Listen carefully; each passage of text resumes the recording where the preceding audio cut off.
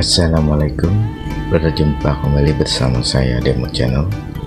Ini ada suatu kisah dari video Jono. Ini video menceritakan tentang sebuah debat anak kecil bersama kaum ateis. Bagaimana videonya? Mari kita simak. Check it out. Wabarakatuh. Kali ini Zul akan mengangkat kisah di mana seorang pemuka ateis kalah debat dengan seorang anak kecil. Kisah ini dikutip dari kitab Fathul Majid karya Syekh Muhammad Nawawi bin Umar Al-Jawi As-Syafi'i, di mana orang ateis yang selalu mengandalkan logika hanya dikalahkan dengan logika mendasar saja oleh anak berusia 7 tahun tanpa perlu dengan buka kitab dan referensi.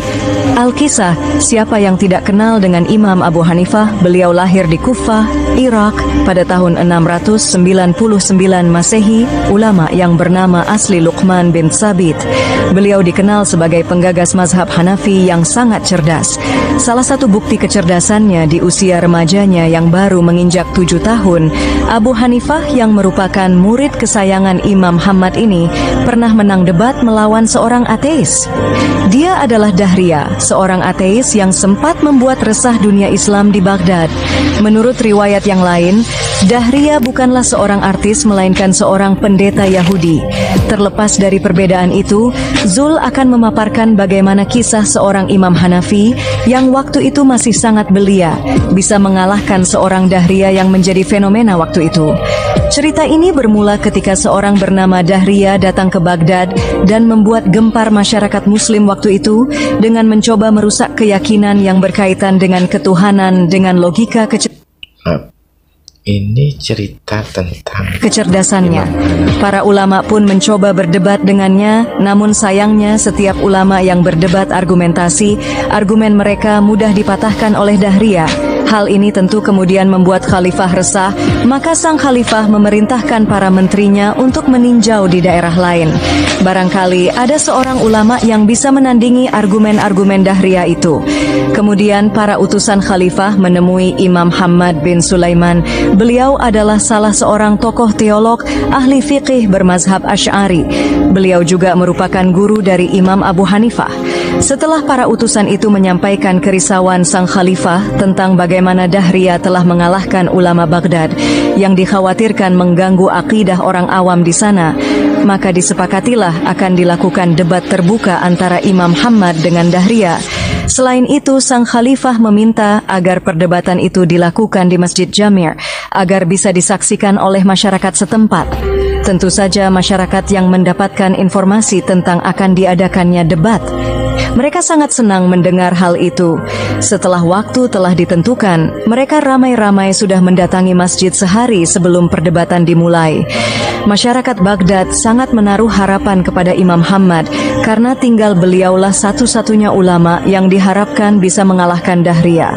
Sementara itu, di rumahnya, Imam Ahmad tidak berhenti berzikir, mengucapkan tasbih, tahmid, mensucikan keesaan Allah Subhanahu wa Ta'ala. Baginya membicarakan tentang ketuhanan adalah bukanlah hal yang sepele, dan beliau tidak sabar rasanya ingin membungkam Dahriyah yang telah membuat kerusuhan di kalangan umat. Jumat pagi harinya, Imam Abu Hanifah yang waktu itu masih sangat belia datang menghadap gurunya Imam Ahmad. Tidak seperti biasanya, beliau mendapati gurunya sepertinya dalam kegentingan. Imam Ahmad pun menceritakan keadaan yang sebenarnya perihal rencana perdebatannya dengan Dahriyah. Waktu itu pula Imam Ahmad teringat akan mimpinya semalam, lalu disampaikanlah kepada muridnya itu. Imam Abu Hanifah sebagai murid yang beradab menyimak dengan hikmat tentang mimpi gurunya.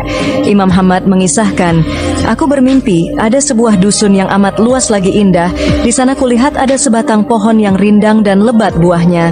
Tiba-tiba di situ keluar seekor babi dari ujung desa. Lalu babi itu memakan habis buah yang masak nan ranum dari pohon itu. Hingga ke daun dan dahan-dahannya habis dikunyah, yang tinggal cuman batangnya saja. Selang waktu berlalu, keluar seekor harimau dari umbi pohon rindang tadi, lalu menerkam babi itu dengan gigi dan kukunya yang tajam, kemudian babi tadi mati." Setelah menceritakan mimpinya, Imam Ahmad termenung seketika. Kekelutan pikiran yang telah diakibatkan Dahriyah yang bisa menggeser pegangan akidah umat. Hal ini tidak bisa dibiarkan, harus dihapus segera, papar Imam Hammad. Wajahnya yang tenang bagai air sungai yang mengalir jernih masih nampak bercahaya, walau di saat yang begitu genting. Sementara itu Abu Hanifah sang murid, selain cerdas, beliau juga punya kelebihan dalam hal tafsir mimpi, seperti halnya Nabi Yusuf alaihissalam. Ini cerita Abu Hanifah ya, aslinya itu, tapi ini jejak Abu Hanifah itu masih kanak-kanak ya waktu itu. Mari kita lanjut. Dalam pengamatannya, mimpi tersebut akan memberi pertanda baik bahwa Dahria pasti akan mengalami celaka akibatnya nanti. Setelah meminta dan mendapat izin gurunya, Abu Hanifah kecil pun mencoba menafsirkan mimpi sang guru. Abu Hanifah mengulas, apa yang Tuan Guru lihat dalam mimpi sebagai dusun yang luas lagi indah itu adalah tampilan kepada agama Islam kita. Pokok yang berbuah lebat itu adalah tampilan kepada sekalian ulamanya. Sedangkan sepohon kayu yang masih tinggal itu adalah Tuan Guru sendiri. Dan babi yang tiba-tiba muncul dan merusak pohon tersebut adalah Dahria. Sedangkan harimau yang keluar lalu membunuh babi tadi adalah saya, insya Allah Tuan Guru, kata Abu Hanifah kecil. Setelah menjelaskan perihal tafsir mimpi kepada sang gurunya, Abu Hanifah pun memohon agar gurunya memberikan izin biar dirinya saja yang berdebat dengan Dahria. Dari pandangan kasyaf, Imam Hammad mengetahui bahwa sang murid insya Allah mampu melawan Dahria. Singkat cerita, Imam Hammad pun memberikan izin dan restu kepada Abu Hanifah kecil. Kemudian berangkatlah guru dan murid ini menuju Masjid Jami. Sesampainya di sana, ternyata Dahria telah tiba dan bersiap di atas mimbar. Seperti biasa, sebelum mulai berdebat, Dahria mengejek para ulama dengan suaranya yang lantang dan keras. Namun hal mengejutkan terjadi di tengah ramai orang dalam masjid itu. Seorang anak kecil berusia 7 tahun mengangkat tangannya, menyambut tantangan Dahria. Beliau berkata dengan suara lantang, "Guruku Imam Hammad, beliau terlalu mulia untuk berdebat dengan orang sepertimu. Biarlah aku saja menjadi lawan debatmu." Sambut Abu Hanifah pun menjawab dengan lugas. Dahria berdiri dan berkata, "Hai anak kecil, siapa kamu? Sungguh berani engkau menyambut tantangan." Jadi kisah ini mencerminkan ya bahwa dari dahulu kala antar umat beragama itu selalu mencari di mana saling merasa benar.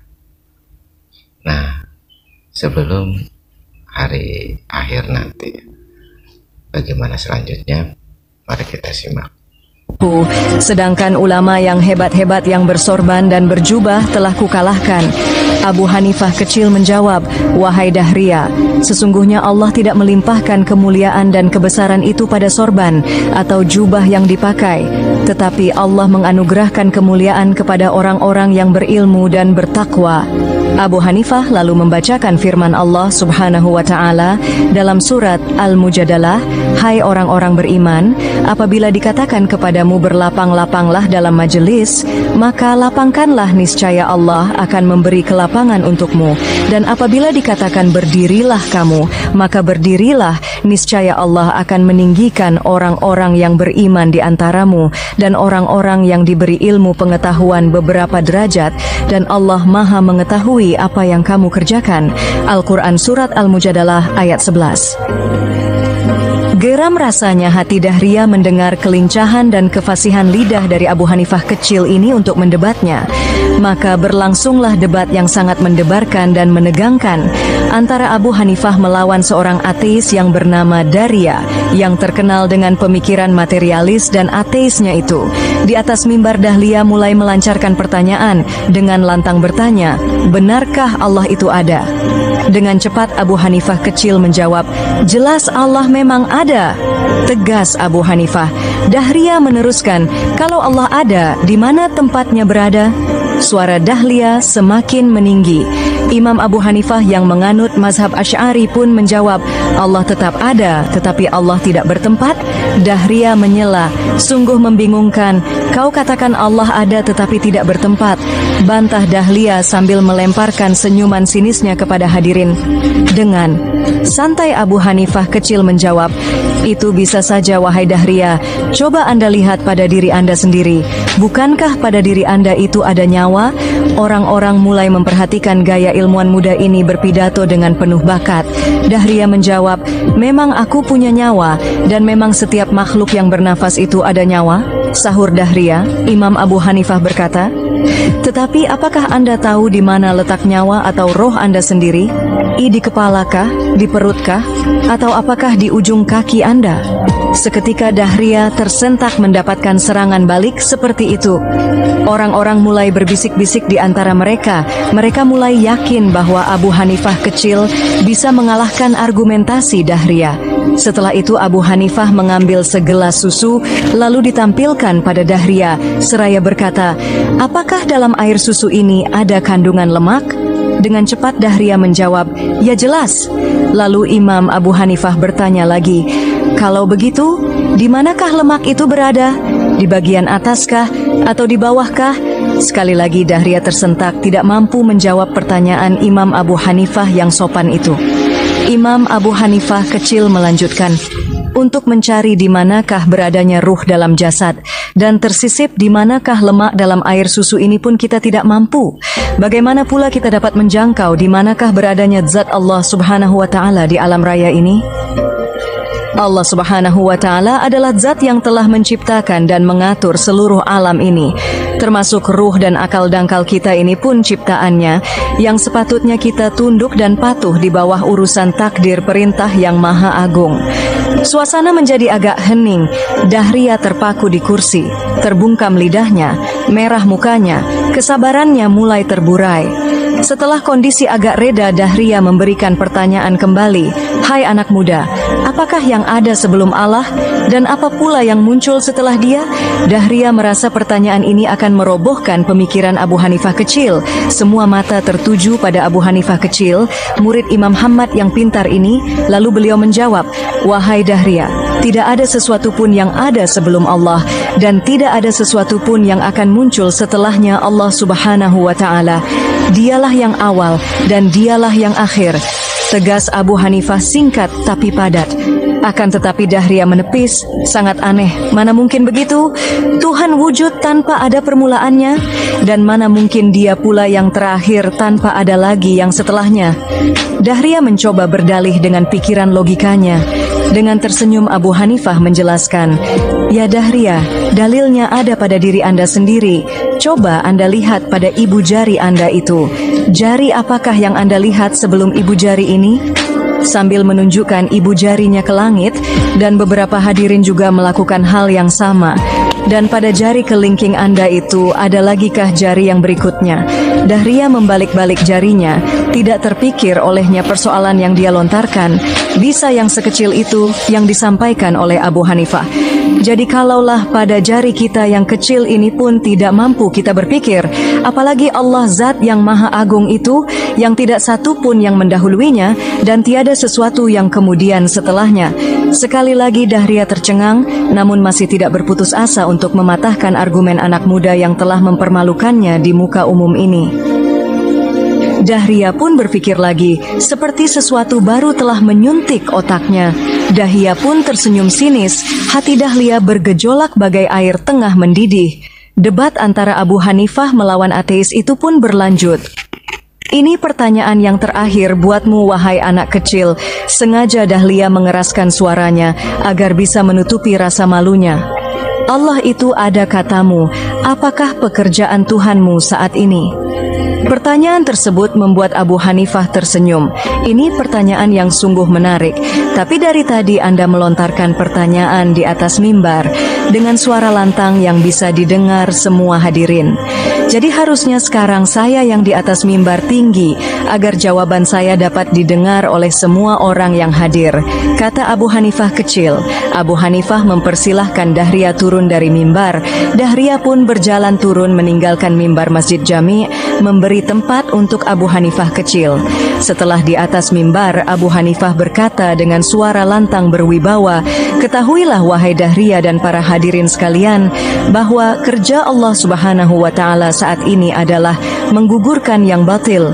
Sebagaimana Dahriya yang berada di atas mimbar tadi diturunkan oleh Allah ke bawah mimbar, dan Allah Subhanahu wa Ta'ala juga telah menaikkan yang hak, sebagaimana aku yang tadinya berada di bawah sana telah dinaikkan ke atas mimbar masjid jami ini."